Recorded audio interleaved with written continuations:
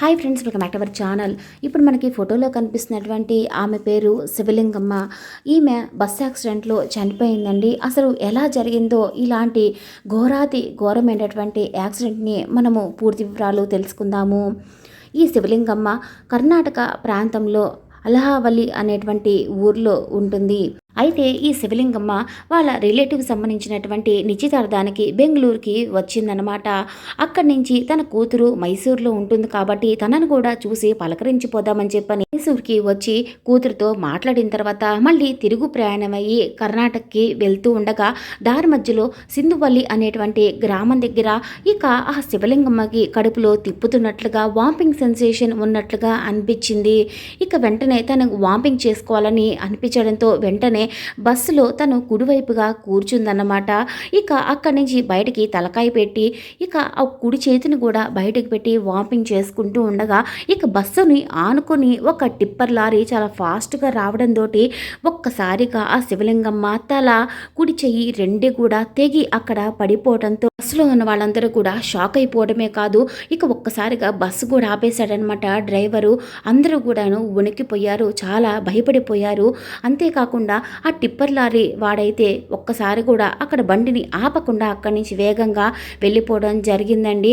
ఇక ఆమె అయితే అక్కడే గిలగిలా కొట్టుకుంటూ చాలా స్పాట్లోనే చనిపోయింది.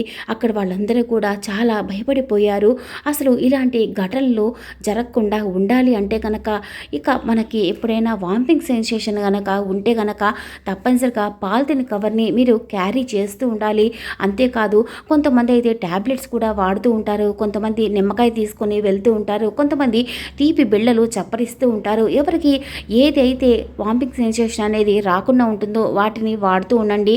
అంతేకాదు ఇంకొక ముఖ్య విషయం ఏంటంటే మీరు బస్సులో వెళ్ళేటప్పుడు కుడివైపుగా అసలు కూర్చోవద్దండి. ఎందుకంటే అటువైపుగానే ఎక్కువగా వెహికల్స్ అనేవి వెళ్తూ ఉంటాయి కాబట్టి తప్పనిసరిగా ప్రమాదాలు ఎక్కువగా జరిగే అవకాశం ఉంటుంది. కాబట్టి మీరు ఎడం వైపుగా ఇక ఆ తలుపులు ఉన్నటువంటి ప్లేస్లోనే కూర్చుంటే కనుక మీకు కొంతలో కొంతైనా సేఫ్ అనేది ఉంటుంది.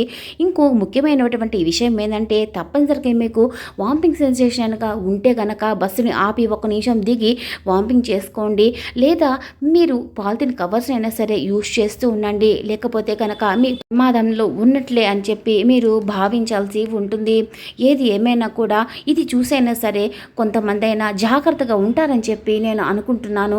తెలియని వాళ్ళు కూడా ఈ విషయాన్ని తెలుసుకొని ఇక నుంచి తప్పనిసరిగా జాగ్రత్తగా ఉండండి. మీకు కావాల్సినటువంటి ప్రికాషన్స్ తీసుకోండి, లేదా ఒక పక్కన వెహికల్ని ఆపైనా జాగ్రత్తగా మీరు వామిటింగ్స్ అనేవి చేసుకోండి, లేదా కుడివైపునైనా కూర్చోండి. కొంతమందికి కార్లు పడవు, కొంతమందికి బస్సు ఆటో ఒక్కొక్కరికి ఒక్కొక్కటి పడకుండా ఉంటుంది కాబట్టి ఎవరి జాగ్రత్తలో వాళ్ళు ఉంటే చాలా మంచిది.